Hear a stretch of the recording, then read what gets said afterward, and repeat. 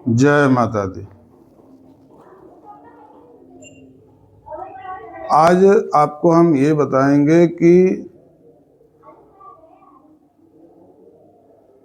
ईश्वर से जो व्यक्ति द्रोह करता है या उनके बारे में गलत सोचता है तो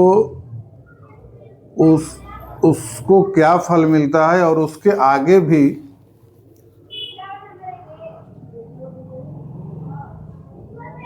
एक जगह लिखा हुआ है कि गुरु से द्रोह करने वाला जो व्यक्ति होता है वो देवता से द्रोह करने वाले व्यक्ति से भी ज्यादा उसको करोड़ों गुना उसका जो है पुण्य नष्ट हो जाता है। जो व्यक्ति देवता से द्रोह करने वाला है और वह गुरु से भी द्रोह करता है, तो देवता से भी ज्यादा गुरु द्रोह का 100 गुना अधिक गुरुद्रोह का फल है, देवता से भी। और गुरु से भी अधिक है जो शास्त्र का निंदा करता है, वेद का निंदा करता है।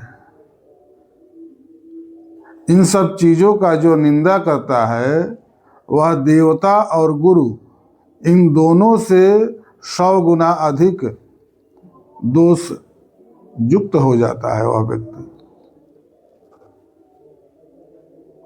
वह व्यक्ति 100 करोड़ गुना दोषपूर्ण व्यक्ति हो जाता है, जो देवता और गुरु इनके ऊपर के संख्या में इसको माना गया है, जो शास्त्र की निंदा करता है।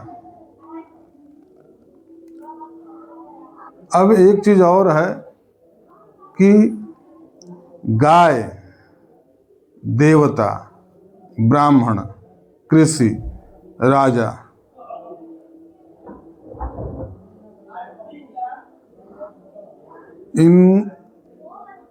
इनके सेवा से जीविका निर्वाह करने वाले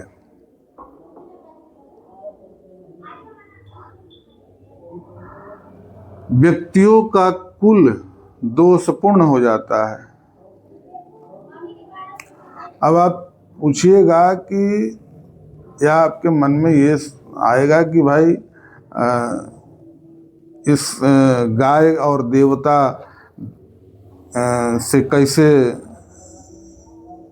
सेवा या जीविका का निर्वाह का मतलब क्या है?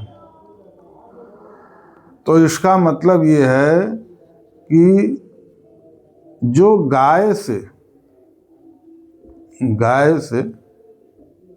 अपना जीविका केवल चलाते हैं, केवल जीविका,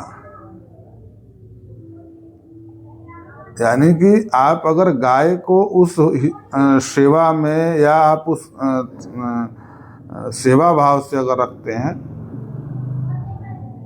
तो दूसरा चीज हो गया। अब उसमें जीविका आप चला रहे हैं।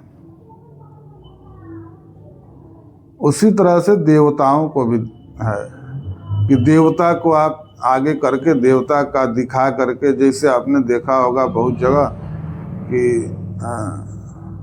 कोई एक मूर्ति रख के, एक प्रतिमा रख के और उनको घुमाते हैं और उस पर जो भी पैसा आता है उसका उपभोग वो लोग करते हैं। तो ये हो गया, ये एकदम बिल्कुल अशास्त्रीय है। और यही चीज ये कह रहा है, यही लिखा हुआ है कि इन सब चीजों से जो अपना जीविका निर्वाह करते हैं। ब्राह्मणों का है तो ब्राह्मणों का मतलब ये है कि ब्राह्मणों से आप काम करा रहे हैं, उससे सेवा ले रहे हैं।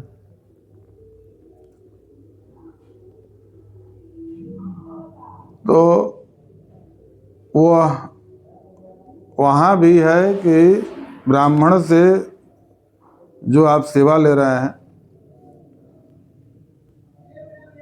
तो ब्राह्मणों का भी एक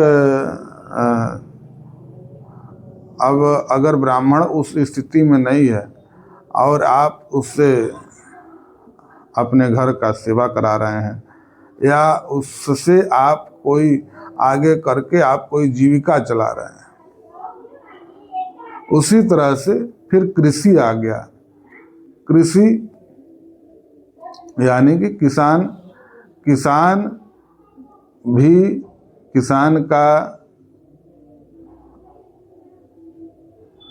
जो अपना मेहनत कर रहा है और उसका जितना होना चाहिए उसमें भी अगर कोई व्यक्ति उसको आगे करके और उसका जो उपार्जन किया है उसमें अपना जबरदस्ती करके या दबाव बना के जो अपना अधिकार उससे ले लेते हैं या खींच लेते हैं जबरदस्ती करके, तो ये वही कह रहा है।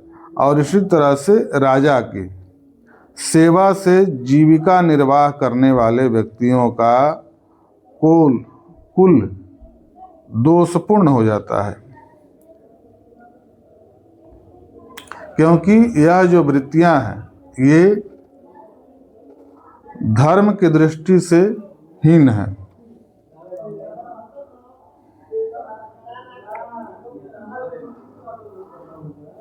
नित्य अथवा धार्मिक क्रियाओं का लोप, वेदों का अध्ययन न करने और ब्राह्मणों के अनादर करने से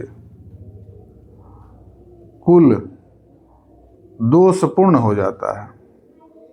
इसमें ये नहीं है कि किसी एक के लिए है, ये सबके लिए है कि जो शास्त्र का, वेद का जो अध्ययन नहीं करता है, ब्राह्मण का अनादर करता है, तो ये ब्राह्मण के लिए भी है कि ब्राह्मण ही ब्राह्मण का अनादर करता है, तो वो उसका कुल दोषपूर्ण हो जाता है।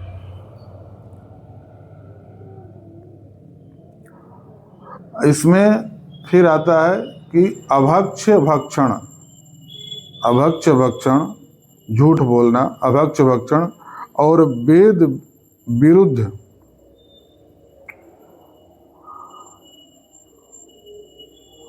धर्मों का आचरण करने से उसका कुल शीघ्र नष्ट हो जाता है। अभक्ष्य भक्षण तो आप समझ गए होंगे कि अभक्ष्य भक्षण का मतलब क्या होता है।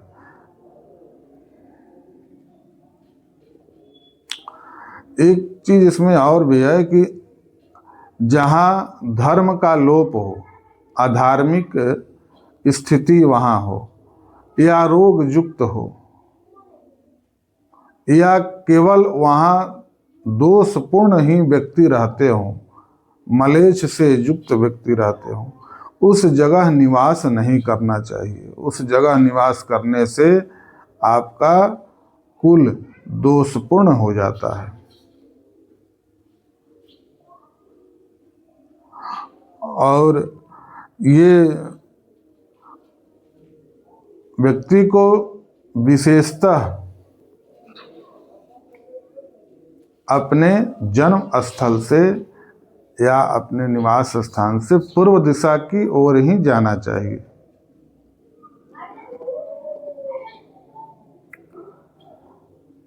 या बीच मध्य भाग में रहना चाहिए।